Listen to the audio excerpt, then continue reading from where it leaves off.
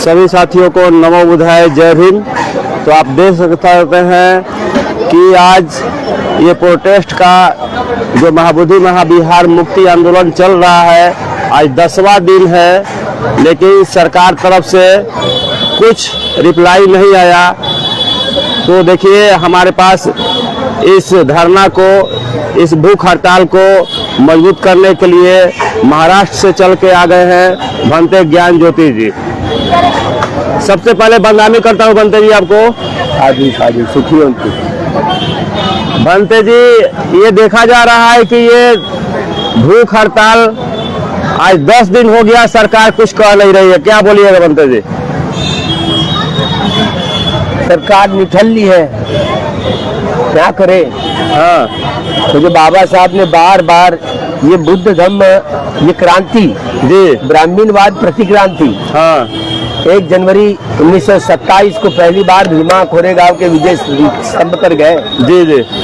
और बाबा साहब ने उस स्तंभ पर शमन संस्कृति और ब्राह्मण संस्कृति के भीतर की दरार जो है, जी जी, तो बाबा साहब को ये समझ में बात है कि हमारा पराभव हुआ इतिहास में। हाँ। प्रतिक्रांति इस देश में हुई, जी जी, जो प्रतिक्रांति की वजह से यहाँ जो भगवान का जो सद्धर्म है, जी जी, वो सब धूलमिल किया है। हाँ। तो ब्राह्मणवादी प्रतिक्रांति की वजह से, जी, तो इसीलिए ये सारा प्रभाव बाबा साहब ने हाँ। जो 14 अक्टूबर 1956 को नागपुर की पवित्र दीक्षा भूमि पर हाँ, जो दीक्षा दी है, जी जी, और फिर से ये नई पताका द्वितीय बुद्ध शासन के में कर्णधार बने 2000 साल के बाद।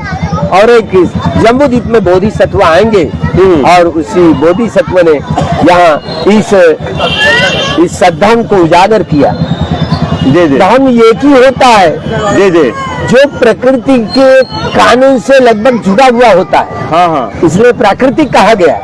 जी, जैसे प्रकृति का विकास हुआ है, हाँ, तो प्रकृति के विकास के तौर पर धीरे धीरे प्रकृति की जो भाषा है, प्राकृतिक भाषा, जी, तो पाली कही गई है। जी जी, तो पाली भाषा तब ही उत्पन्न होती है जब बुद्ध उत्पन्न होते हैं। बिल्कुल। दुर्लभो बुद्ध उत्पादो इमस्मिन् लोके, जी जी, अर्थात दुर्लभ है इस लोक में बुद्ध का उत्पाद होना, उत्पन्न होना, जी जी, इतना दुर्लभ है। अगर बुद्ध ही उत्पन्न नहीं हुए तो ज्ञान की गंगा बह नहीं सकती। जी, बिल्कुल बिल्कुल। ज्ञान की गंगा बोध गया से ही बहती है, हाँ हाँ, प्रारंभ होती है। लोग कहते हैं ना, साधुओं का, ऋषियों का कुल और नदी का मूल। जी जी, पूछे नहीं, ऐसे कहावत है ना। बिल्कुल। लेकिन भगवान जो होते हैं, सम्यक संबोधि को प्राप्त करने वाले महापुरुष होते हैं, जी जी, वे सारी बातें उनकी जड़ों को जान लेते हैं। वे प्रकृति के भीतर और बाहर के सारे रहस्यों को खोज देते हैं। जी जी, प्रकृति के मुताबिक जब भी बुद्ध उत्पन्न होते हैं, तो उस समय पाली प्राकृत ये विकास होता है, जी जी, और उनसे पाली विकसित होती है। एक ही बुद्ध की बात नहीं हो रही है। ये भूतकाल के जितने सारे सम्यक संबुद्ध हुए हैं, जी, उन्होंने अपने देश में अपना सद्धर्म पाली भाषा में ही प्रस्तुत किया है। जी जी, भगवान के समय में जो दिख रही थी जड़े है वो, तो भाषा तज्ञ की जो शुरुआत होती है, पाली एक ही बुद्ध की बात नहीं, सभी बुद्धों की बात हो रही है। जी जी, तो भला सम्राट अशोक के काल में ये जो महाबोधि विहार बना है, और ये सारी नींव डाली है, हेरिटेज सेंटर बना रहा सरकार ने। जी जी, फिर भी हम बुद्ध के देश से आते हैं, ऐसे बार बार प्राइम मिनिस्टर कहते, लेकिन इधर ध्यान नहीं।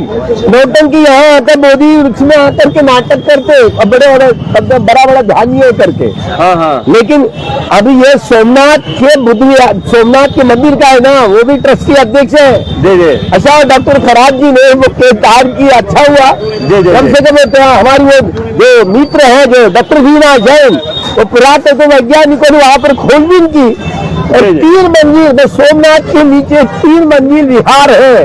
भला वो क्या देने के लिए राजी हो गए? नहीं हो गए। यहाँ बोध गया हमारा विहार है, फिर भी वो 1949 का जो कानून है, वो कहते हैं कि बाधा है। भाई, जो 13 नंबर मूलभूत अधिकारों का जो बात कही गई 13 में मूलभूत अधिकार में संविधान के, जो 26 जनवरी 1950 को जो ये संविधान लागू हुआ, तब तो पुराने जितने कानून को रद्द-बदल होने चाहिए। बिल्कुल, अभी बिल्कुल। इसी एक ही निकष के आधार पर ये विहार बौद्धों के हाथ में देना चाहिए, भिक्षु संघ के हाथ में देना जी, चाहिए, जी। ताकि उनका अधिकार, मूलभूत अधिकार जो 25वां कलम का वो स्वयं गवर्नमेंट यहाँ गंभीर नहीं है। जी, अब जी। पता नहीं वो क्या कर पाएंगे, क्योंकि जो राम मंदिर बनाया गया है वो भी हमारी विरासत थी। जी जी अब कोरोना काल में हमारे मामा जी ने मोहन मामा जी ने वो गड़बड़ घोटाला कर दिया जी, जी। और जानबूझकर ऐसे जो न्यायाधीश बनाए जो कि उनके पलट में भारी पलटाया और रिजल्ट बदल करके यहाँ सारी जो बाबरी महाविहार था प्राचीनतम, उसको बाबरी मस्जिद में, लेकिन अभी वो इलाहाबाद के हाईकोर्ट में जो ज्ञानवापी मस्जिद, वो कहाँ मस्जिद है ज्ञानवापी है, 1250 जो नाम है भगवान बुद्ध के, जी, जी। तो ज्ञानवापी ये पाली नाम है, ये भगवान का नाम है, वो स्तूप है, वो कोई लिंपिन नहीं है, स्तूप जो मिला है। जी जी तो जहाँ जहाँ खोदोगे वहाँ बुद्ध ही मिलेंगे ना, और क्या होगा, क्योंकि पहले जो भी संसार में बुद्ध की मूर्ति उत्पन्न नहीं, जी जी दूसरी और किसी ने जहाँ जहाँ खोदोगे तो बुद्ध ही मिलेंगे। बिल्कुल बिल्कुल यहाँ ये पांडव जो यहाँ कहे जाते ना, ये पांडव ये 5 जो मूर्तियां कहते, जी जी पांडव नहीं है, 5 बुद्ध है, जो कि सिद्धार्थ गौतम जो सम्यक संबुद्ध हुए, उन्होंने बात बतलाई जो अभी हड़प्पा हो या मोहनजोदड़ो हो, वहां पर वो कोई वैदिक संस्कृति का कोई नामो निशान नहीं। ये जो ककुसंद बुद्ध की जो वहां पर टीले जो मिले, वो कोनागमन ककुसंद और काश्यप बुद्ध के, ये हमारी जो भीतर वो नाग राजा के शेषनाग पर ऐसी पृथ्वी तैर रही है, खड़ी है, कहावत है, और वो शेषनाग राजा बुद्धिस्ट राजा थे, वो सांप पे बदल में गया, क्या बदल दिया गया, क्या करे, हमारा ही राजा था।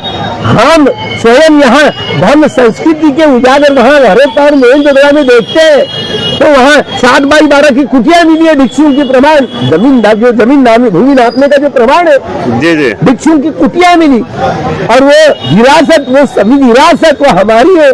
ब्रह्म संस्कृति की एक बुद्धाती ताची एक बुद्धा नगता पच्चुपन्ना 6 बुद्धा अहं वंदामि सर्वदा।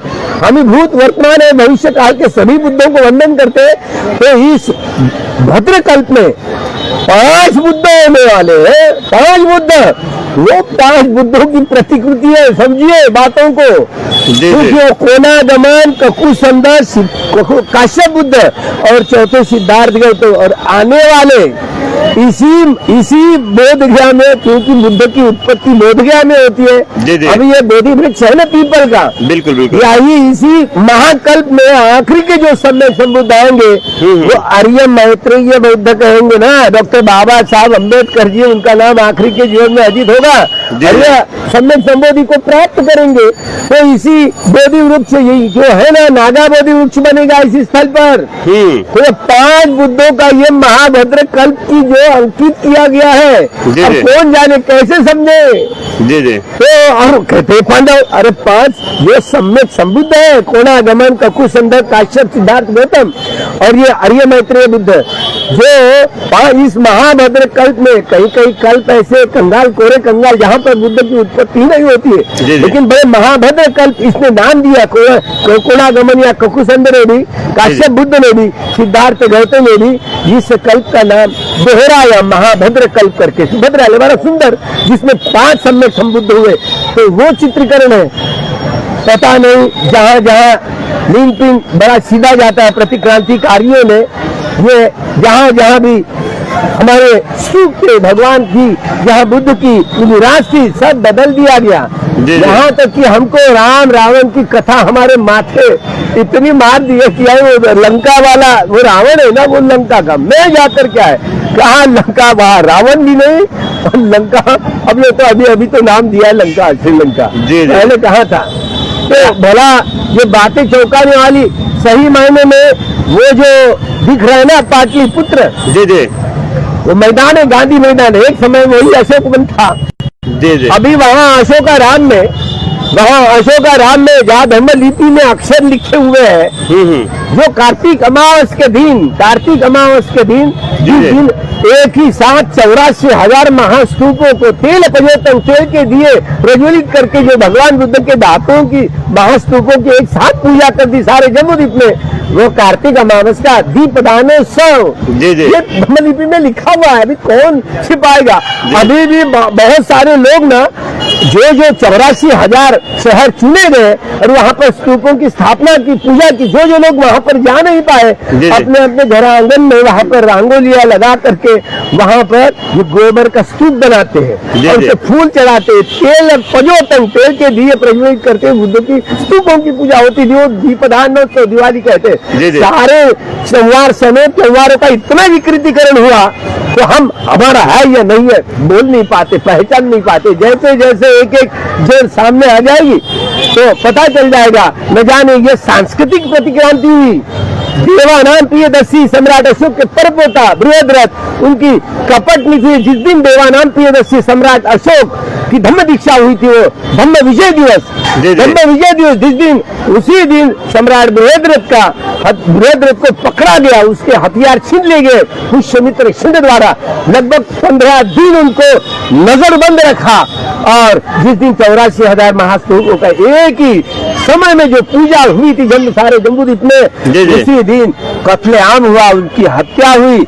इस घटना को डॉक्टर बाबा साहब अम्बेडकर राजनीतिक यह प्रतिक्रांति कहते हैं, जो न जाने इस क्षमन संस्कृति का प्रतिनिधित्व करने वाला भिक्षु संघ जहां जहां उनको एक एक भिक्षुओं का कत्लेआम करने के लिए, ये सर कलम करने के लिए दान, एक ऐसे 100 ऐसे कारशापन दिए जाते थे। जी जी। अब ये सारे हमारे भिक्षु दाढ़ी जो सर के बाल बढ़ा करके गुफा कंदराल में रहने लगे। वही नाथपंथी लोग, संतवादी जो वारकरी पंथी, भागवती पंथी, महानुभाव पंथी, लिंगायत पंथी, ये सारे भिक्षुओं के प्रपंच थे। उसी तीसरे महासंग्राम के बाद महादेव नाम के अरह सबीर, जिनसे जो सम्राट अशोक का पुत्र महेंद्र उसकी प्रवज्ञा हुई और उनके साथ महिषा मंडल में भेजा। मैं महादेव पचमढ़ी में जाकर के आया, वहां पर 5 पचमढ़ी 5 लेड़ियां बुद्ध की है। पुरातत्व वैज्ञानिकों ने वहां पर धम्म लिपि के अक्षरों में लिखी हुई है, वो बंद है, पूरा बंद है।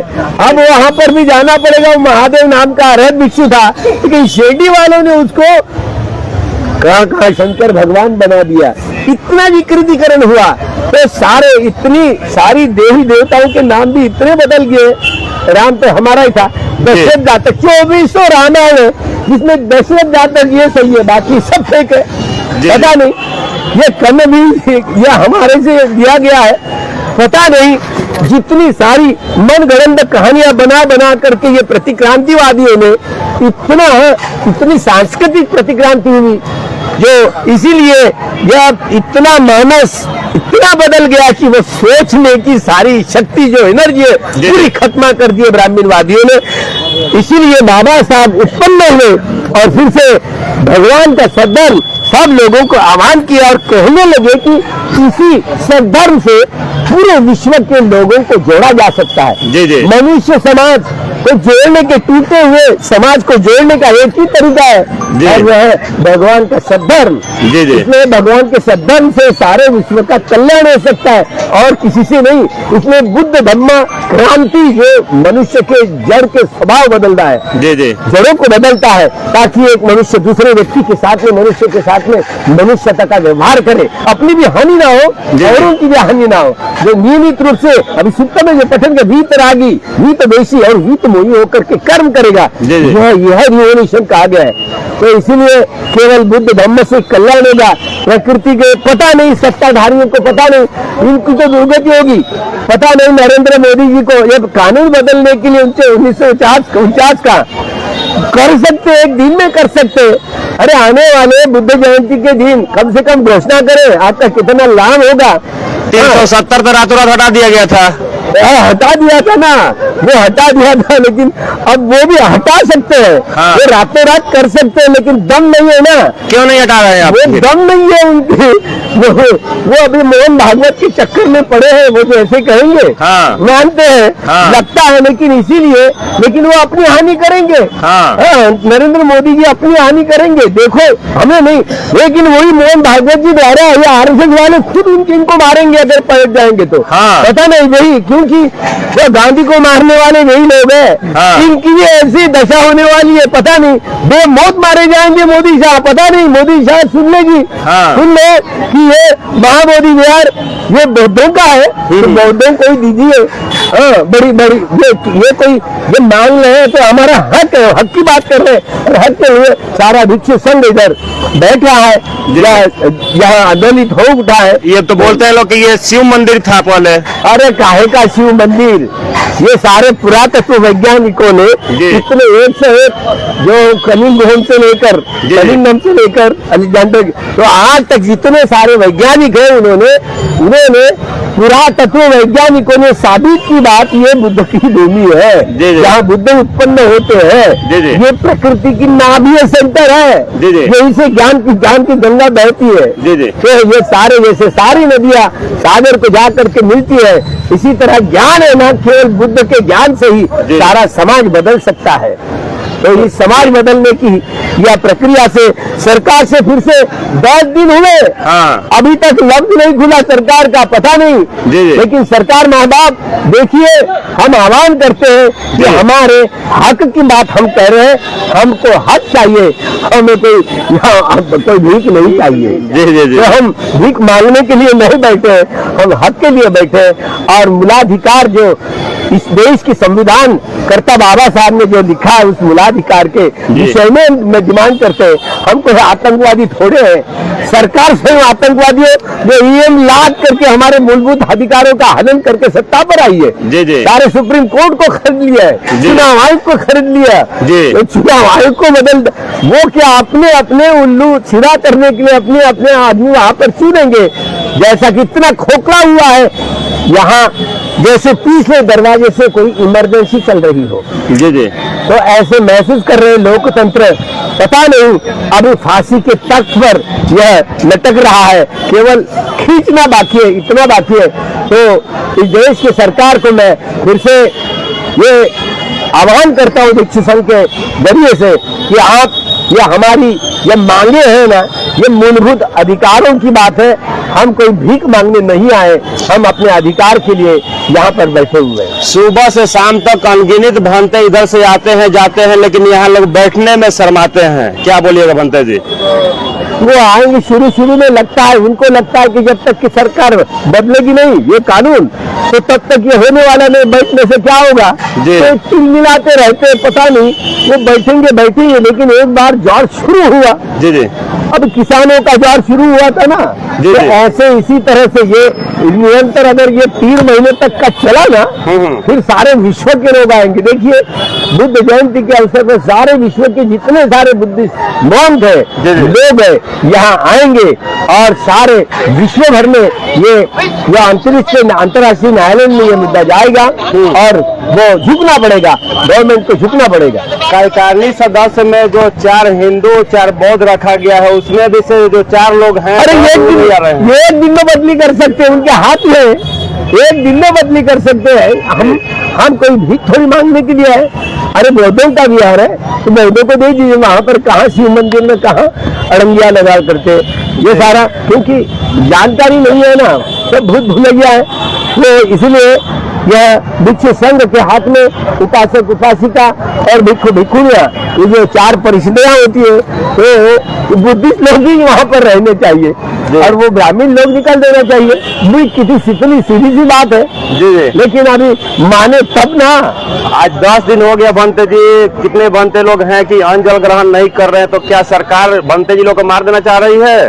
वो बिल्कुल नहीं, क्या है कि अभी ये कुंभ मेला में लोगों को मरवा दिया। जो लोग वहाँ पर मरे ना, उनको स्वर्ग प्राप्ति मिल गए थे, आगे से बोलने लगे। अरे धन्यो, पता नहीं कितनी मिथ्या दृष्टि में जी रहे। हिंदुस्तान कहते हैं, हिंदू लोगों को मरवाया जा करके।